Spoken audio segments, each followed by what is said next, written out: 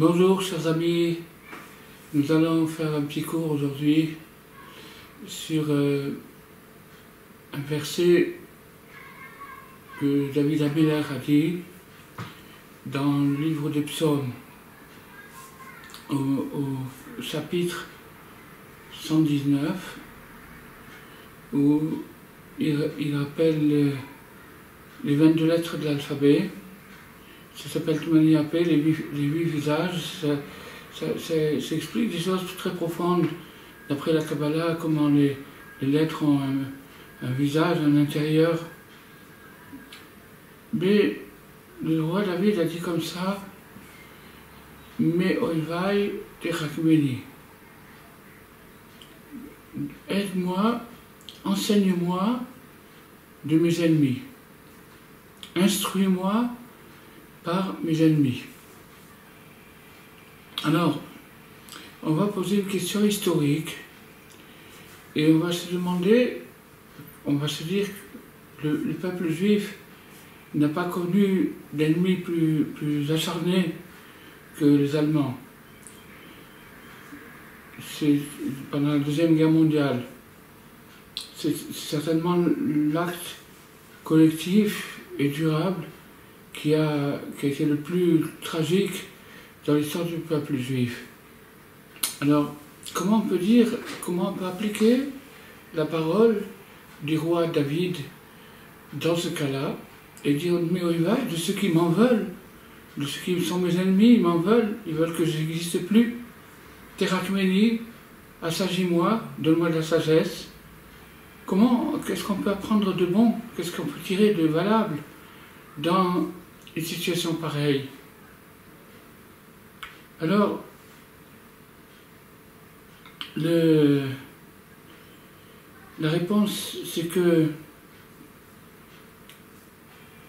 historiquement, quand les nazis ont décidé d'appliquer la solution finale et d'exterminer le peuple juif, ils ont eu l'idée de le faire à partir d'extermination à partir du gaz.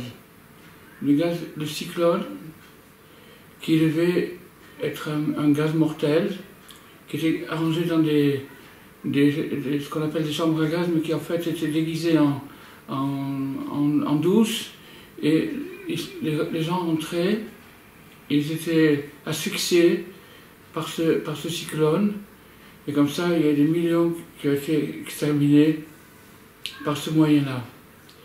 Alors, la question qu'on peut se poser, c'est pourquoi est-ce que les Allemands ont choisi ce moyen pour perpétrer le crime? Alors c'est là où on va trouver une façon de s'assagir, de s'enrichir, quelque chose d'extraordinaire. Mais instruis-moi, assagis-moi par mes ennemis. Quand je vais voir quelque chose de négatif, je dois être capable d'en tirer du positif. Il ne s'agit pas de justifier quoi que ce soit, il s'agit d'extraire de cette situation un point positif. Alors, la réponse est très simple.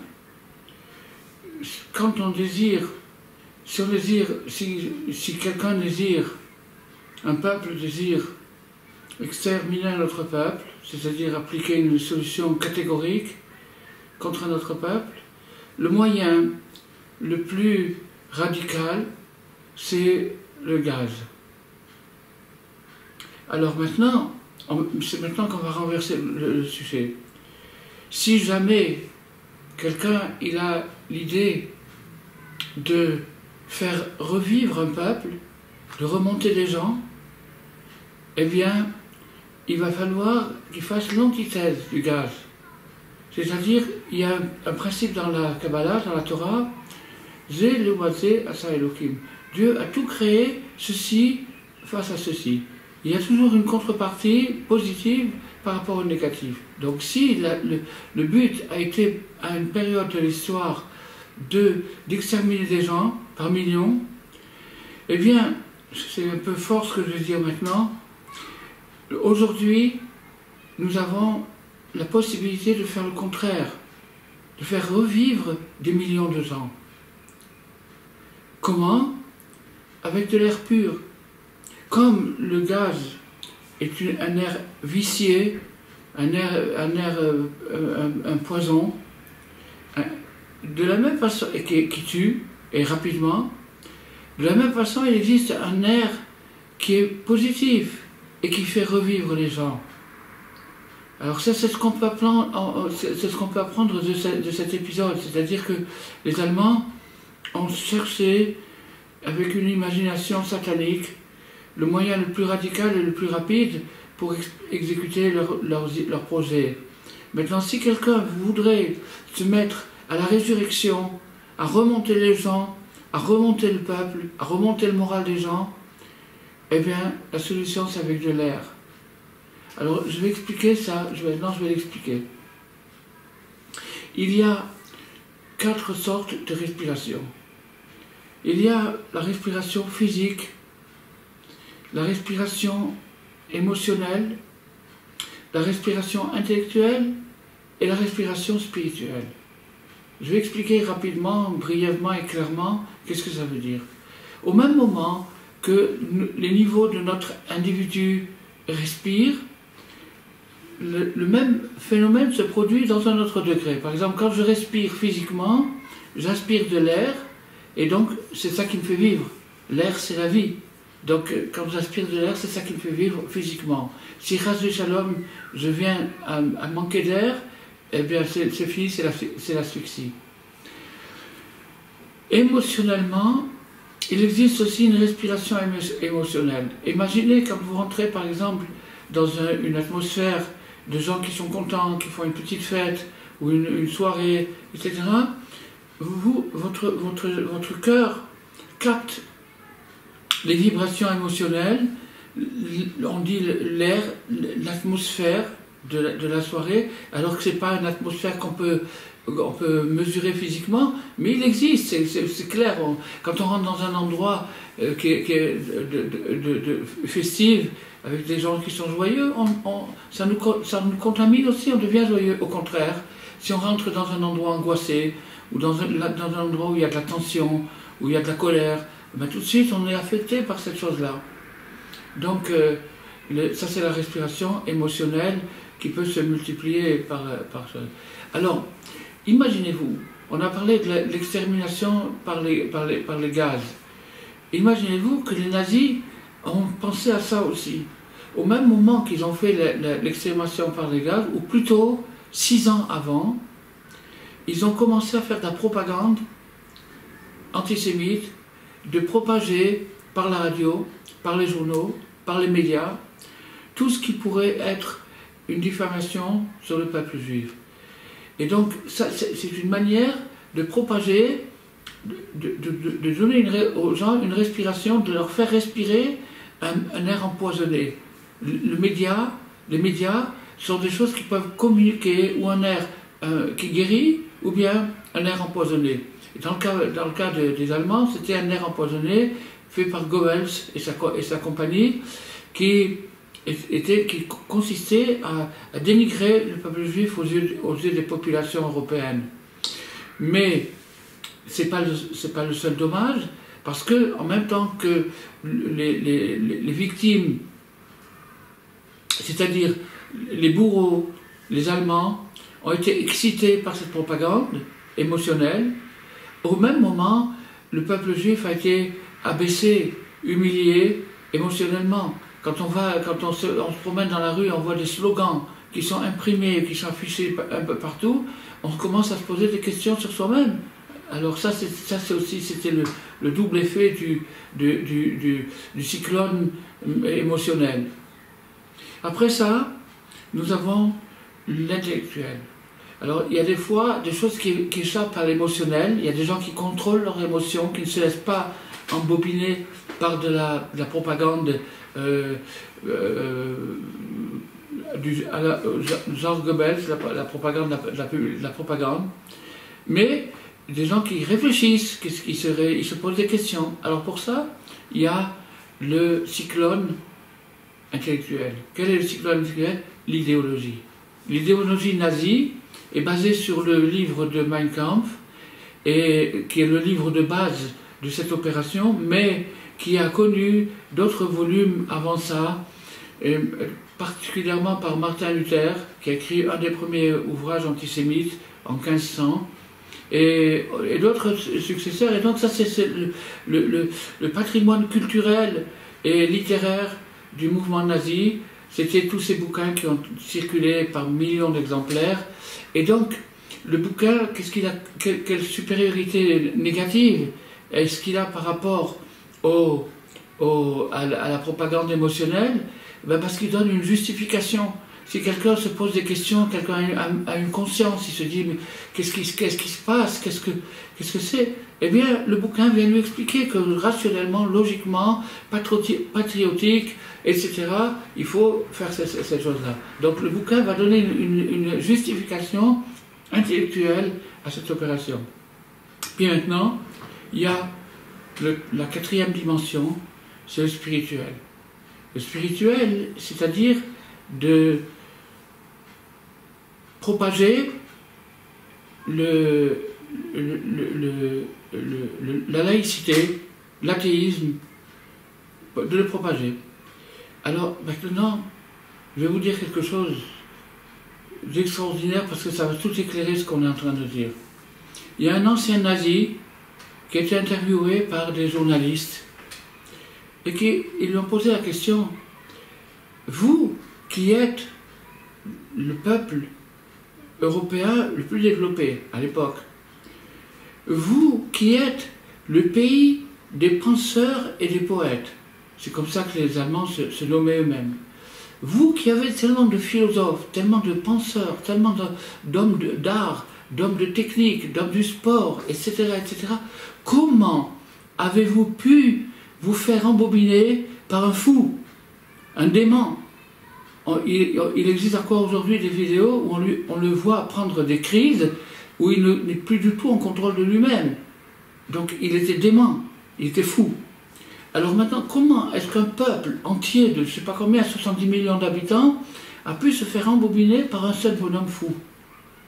Voilà la question qui a été posée à un nazi, un ancien nazi, par un journaliste. Tenez-vous bien pour la réponse. Il a dit: tout ce qui nous est arrivé, c'est parce qu'on s'est séparé de Dieu.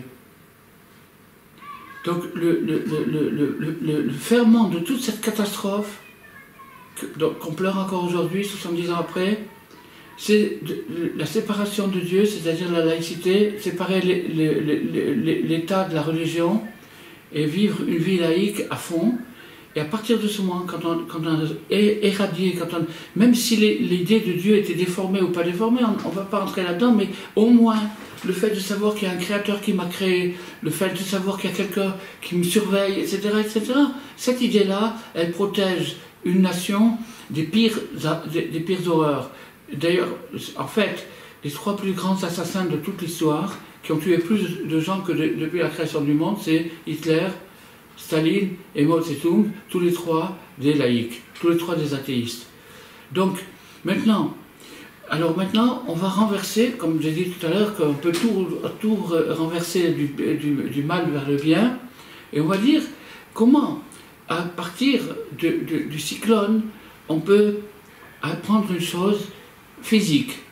Alors, physique, c'est très simple. On va se mettre à respirer. On va respirer du bon air.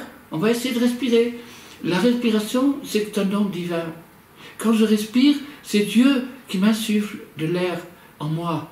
Il insufflant dans ses narines un souffle de vie, un souffle parlant. C'est Dieu qui me fait respirer. Et sachez une chose, comme c'est écrit dans les livres, que l'air n'est pas quelque chose d'inerte et de mort et de chimique. C'est quelque chose de vivant, c'est quelque chose de pensant, c'est quelque chose de conscient, c'est Dieu lui-même. Pour tout le monde. Quand il nous fait vivre, c'est par les narines qu'on respire. Alors quand quelqu'un commence à faire des respirations conscientes, 5 minutes par jour, pas plus, des respirations conscientes. Il y a une fois, il y a un bonhomme qui m'a demandé, C'est très bien, c'est très beau, la respiration, vous m'avez convaincu, mais c'est tellement dur, ça a l'air tellement facile et c'est dur. Essayez de faire 5 minutes par jour de respiration, vous verrez que ça pèse une tonne. Comment c'est possible? Alors, je lui ai répondu comme ça. Dans chaque homme, il y a un bon côté et un mauvais côté. On le sait tous, on ne peut pas le nier. Le mauvais côté, il se trouve du côté gauche. Dans le côté gauche du cœur, il y a un passager clandestin qui n'a pas de bonnes intentions et dont le but, c'est de me détruire. J'ai un esprit destructif en moi, je le porte en moi depuis ma naissance, et si je me bats pas avec lui, ben il aura gagné. Donc ce côté destructif, il veut pas que je vive, il veut me supprimer. Et maintenant, vous voulez en plus qu'il vous aide à respirer, il ne vous aidera pas à respirer, il faut se battre avec lui, se battre d'une manière gentille, 5 minutes par jour. Alors quand on fait 5 minutes de respiration par jour, on commence à acquérir une conscience respiratoire. On commence à se rendre compte du miracle qui se produit à chaque instant, le miracle de la vie. C'est Dieu qui me fait vivre.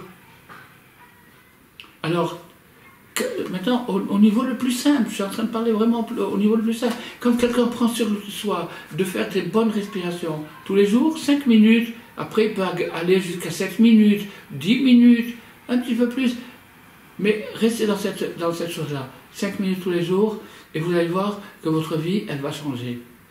Parce que, de la même façon qu'on détruit des gens avec du cyclone, on reconstruit des gens avec de l'air pur. Avec de l'air, en respirant, tout simplement. Alors, ça c'est la respiration émotionnelle. Excusez-moi, la respiration physique. Toutes les respirations sont liées entre elles. Ça, on va le comprendre dans quelques minutes. La respiration émotionnelle qui est faite à partir des sentiments qu'une personne ressent dans une atmosphère, dans un milieu, etc., ça, c'est aussi la même chose. C'est à moi de me surveiller là où je mets mes pieds, dans quel endroit je me dirige, parce que là où je vais me trouver, c'est l'air que je vais respirer, l'air émotionnel. Bien sûr, c'est pas, on peut habiter au sommet de l'Himalaya et avoir un air pollué. Qu'est-ce qui se passe émotionnellement dans ce contexte? Eh bien, l'air émotionnel, il faut éviter la shonara, de dire du mal des gens.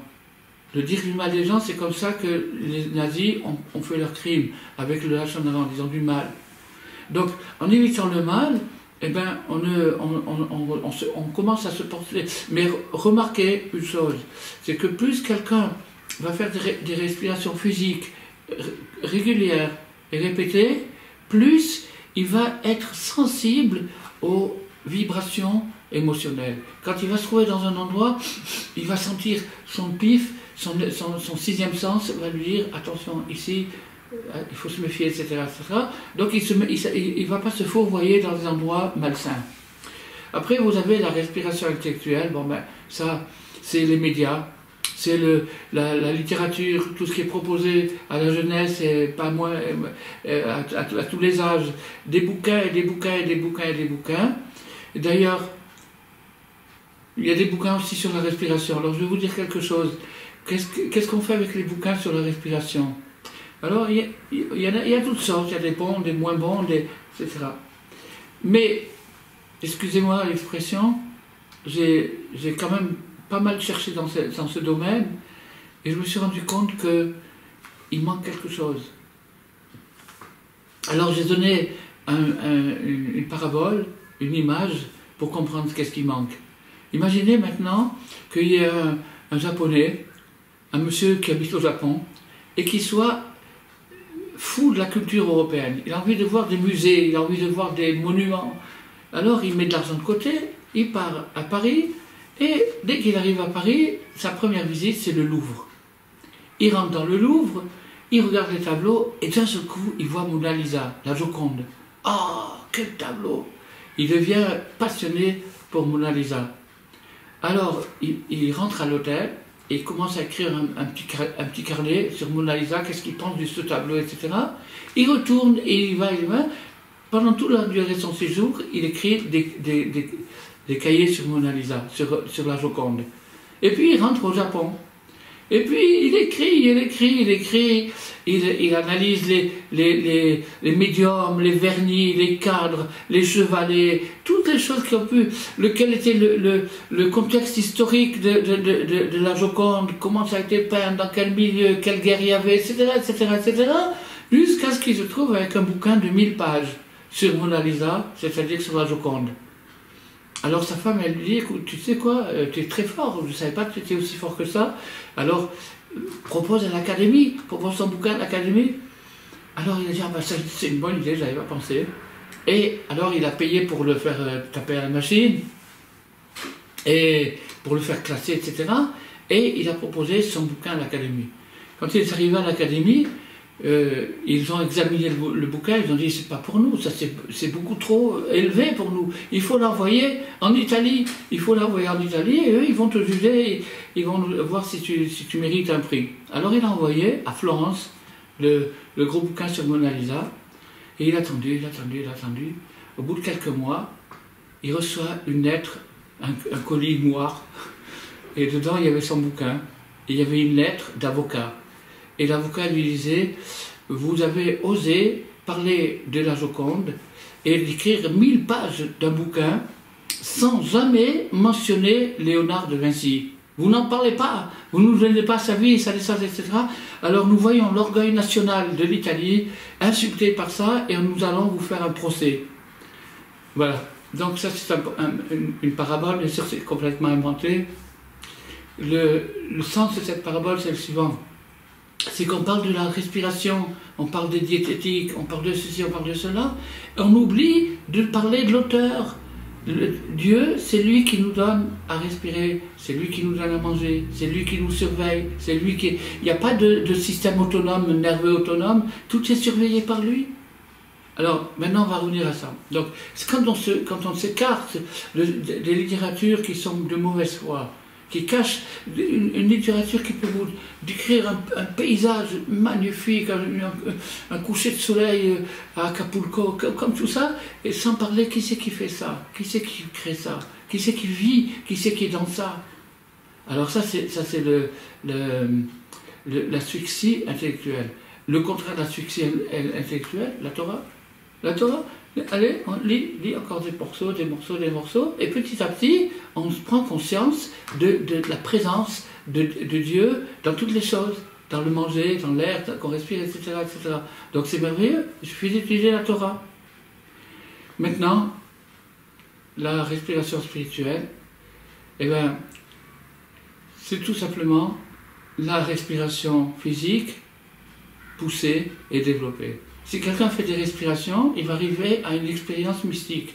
Il va arriver à expérimenter Dieu. En personne, pas qu'on lui raconte des histoires ou des choses comme ça, en personne, il va prendre conscience de la présence de Dieu et il va s'attacher à lui. C'est pour ça que le roi Chaim, Rabbi Chaim Ben Attar, il dit que l'endroit critique, c'est-à-dire l'endroit idéal pour l'attachement entre l'homme et Dieu, c'est le nez. C'est dans le nez, c'est dans les narines que tout se passe parce que l'air, qui est un souffle divin, rentre dans mes narines et à ce moment-là, il fait naître. Alors voilà, on a étudié aujourd'hui comment on peut transformer quelque chose de mal en bien, comment ressusciter, comment le peuple juif peut revivre, ressusciter, ce qu'il faut le dire aux gens. Il faut le dire aux gens, il faut leur dire respirez, apprenez à respirer. Et bien sûr, il faut commencer par le faire soi-même.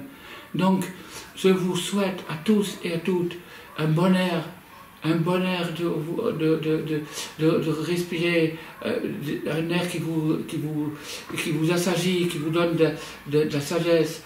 C'est simplement, il faut décider à quel souffle on veut s'attacher. Dans la Kabbalah, il est expliqué qu'il y a des milliers de courants qui gravitent autour de la Terre, et dans le monde spirituel, bien entendu, il y a des milliers de courants et qui demandent qu'à s'attacher à une personne qui se trouve dans ce monde. Donc quand quelqu'un a choisi son courant, eh bien, tout de suite, il est contacté par ce courant, il est investi par ce souffle, par cet air, et c'est ça sa respiration spirituelle. Alors, je vous souhaite à chacun et à chacune beaucoup de bonheur et de réussite dans cet exercice extrêmement simple et à la portée de tous, qui est de respirer, et à bientôt.